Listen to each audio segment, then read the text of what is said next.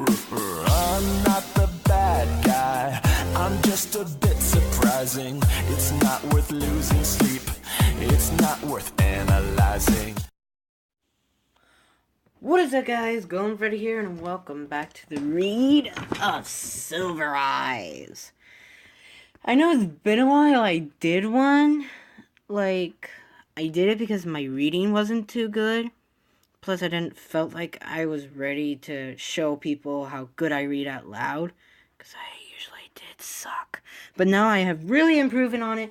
So I'm gonna leave all my theories at the end of the episode.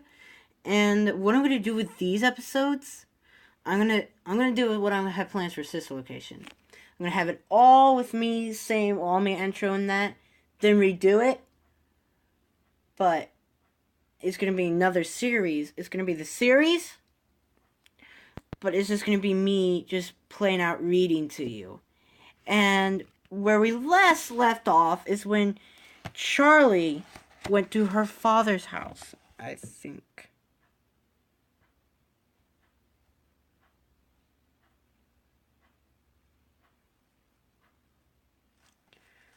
And sorry guys, it's been a while, and I also been doing some note taking, which I would do for a future video.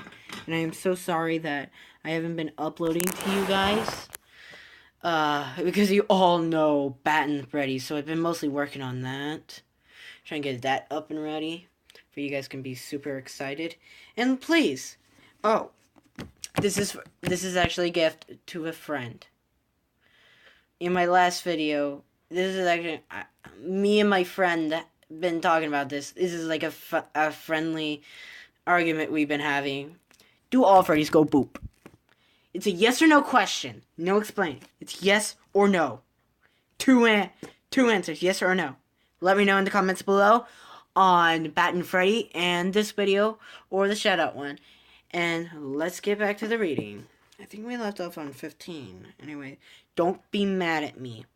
Visible hung a jumble of metal limbs, a twisted skeleton with burning silver eyes. Every once in a while, it gave an unnancy twitch. Charlie tried never to look at it, but as her father worked as she played with her makeshift toys, her eye was drawn back to it again and again. The limbs contorted seemed almost mocking the thing, a ghastly gesture, and yet there was something about it that suggested enormous pain. "Daddy," Charlie said, and her father did not look up from his work. "Daddy," she said again, urgently, and this time he turned to her slowly as though not fully present in the world. "What do you need, sweetie?" She pointed at the metal skeleton. "Does it hurt?" She wanted to ask the question, but when she looked into her father's eyes, she found she could not. She shook her head. "Nothing." He nodded at her with an absent smile and went back to his work. Behind him, a creature gave another awful twitch, and its eyes still burned. Charlie shivered and drew herself back to the present. She glanced behind her. Feeling exposed, she looked down, and her gaze fixed on something, three widely spaced grooves in the ground. She knelt thoughtfully and ran her finger on them. The gravel was scattered away, the marks worn heavily into the dirt. A camera tripped of some sort. It was the first unfamiliar thing she'd seen. The door to the workshop was cracked open slightly, inviting, but she felt no desire to go inside. Quickly, she headed back to her car, but she stopped as soon as she settled into the driver's seat. Her keys were gone, having probably fallen out of her pocket somewhere inside the house. She retraced her steps, merely glancing into the living room and the kitchen before heading up heading up to her room. The keys were on the wicker chair beside Theodore the rabbit. She picked them up and jangled them for a moment, not quite ready to leave the room. Behind. To leave the room behind. She sat down on the bed. Stanley the unicorn had stopped beside the bed, as he always did, and as she sat, patted him absently on the head. It had grown dark while she was outside, and the room was now cast in shadows. Somehow, without a bright sunlight, the toys' flaws deterioration were thrown into a sharp relief. Theodore's eyes no longer shone, and his thin fur had hanging her, made him look like a silky bandage. When she looked down at Stanley, the rust around his eyes made him look like hollow sockets, and his bared teeth, which she had always thought of as a smile, became the awful knowing grin of a skull. Charlie stood up, careful not to touch him, and hurried toward the door, but her foot caught on the wheel beside the bed. She tripped on the tracks and fell sprawling to the floor. There was a wire of springing metal. As she raised her head, a small pair of feet appeared under her nose, clad in shining patent leather. She looked up. There above her was Ellie, staring down at her silent and uninvited, her glassy eyes almost appearing to see. The teacup and saucer were held out before her with a military stiffness. Charlie got up curiosity, taking care not to disturb the doll. She left the room, stepping carefully to avoid accidentally activating any other toys. As Charlie went, Ellie retreated to her closet, almost matching her piece. Charlie hurried down the stairs, sized up in urgency to get away. In the car, she fumbled the key 3 times before sliding it into place. She backed too fast down the driveway, running recklessly over the grass of the front yard, and speed away. After about a mile, Charlie pulled over on the shoulder and turned the car off, staring straight ahead through the windshield, her eyes focused. You gotta admit, Scott, if you're actually watching this, you made a pretty good book on nothing. She forced herself to breathe slowly. She reached up and adjusted the review mirror so she could see herself. She always expected to see pain, anger, and sorrow written on her face, but they never were. Her cheeks were pink and her round face looked almost cheerful, like always. Her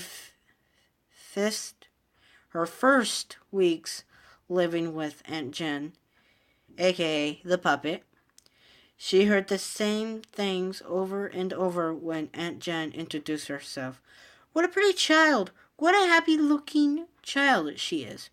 Charlie always looked like she was about to smile, her brown eyes wide and sparkling, her thin mouth ready to curve up, even when the wanted to sob urgency was a mild betrayal. She ran her fingers through her light brown hair as through that would magically fix its sight frizzings, and put the mirror back into position.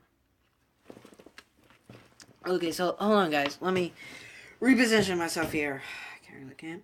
She turned the car back on and searched for a radio station, hoping music might bring her fully back to reality. She flipped from station to station, not really hearing what any of them were playing, and finally settled on an AM broadcast with a host who seemed to be yelling constantly at his audience.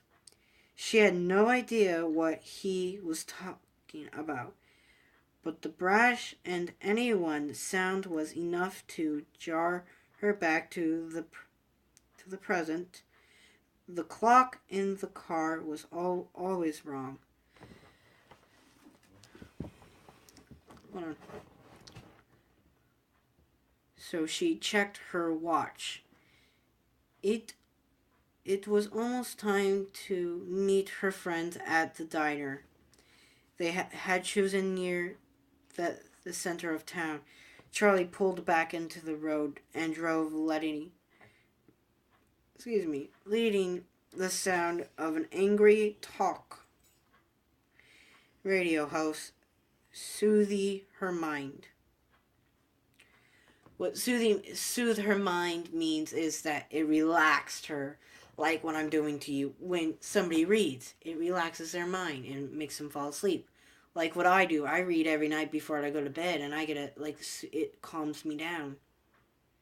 And next thing you know, I get a good night's sleep. So, if you don't like to read, I'm not forcing you to read, but it's really good for you to read. What happens if the power goes out and you have nothing to do? And all your electricity goes off? You have a book. I prefer actual physical books and ebooks. That's just my opinion. And I prefer hardcover because you can have more protection on it. Like if you come over to my house, you can see I mostly have a lot of paperbacks, but it's mostly is because I could never find them on hardcover. But if you look closely and look at my other books, I usually have them on hardcover because it gives them more protection. Anyway, let's go back. When she reached the restaurant, Charlie pulled into the lot and stopped, but did not park. The front of the diner had a long picture window all across it, and she could see right inside through. She had not seen them for years. It took her only a moment to spot her friends through the glass. Jessica was the easiest to pick out from the crowd. She always enclosed pictures with her letters. And right now she looked exactly like her last photo. Even seated, she was clearly taller than either of the boys, and very thin. Though Charlie could not see her whole outfit, she was wearing a loose white shirt with an emperor vest, and she had a brimmed hat perched on her glasses, shoulder-length brown hair with enormous flower threading on to the tip of her head. She was gesturing excitedly about something as she spoke. The two boys were sitting next to each other, facing her. Carlton looked like an older version of his red-headed childhood self. He still had a bit of a baby face, but his features had refined.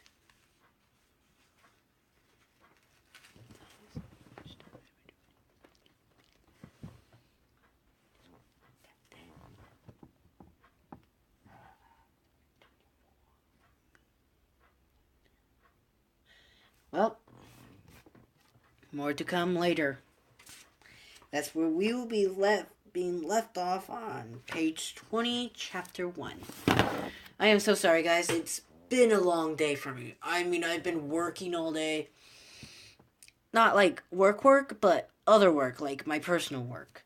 And it's like 10 o'clock at night. and trying to make this short, but I promise you tomorrow I'll get everything done early, and I will make a longer video because I like to do long videos with stuff like this. But anyways, I'll see you guys in my next video, and I'll see you guys next time.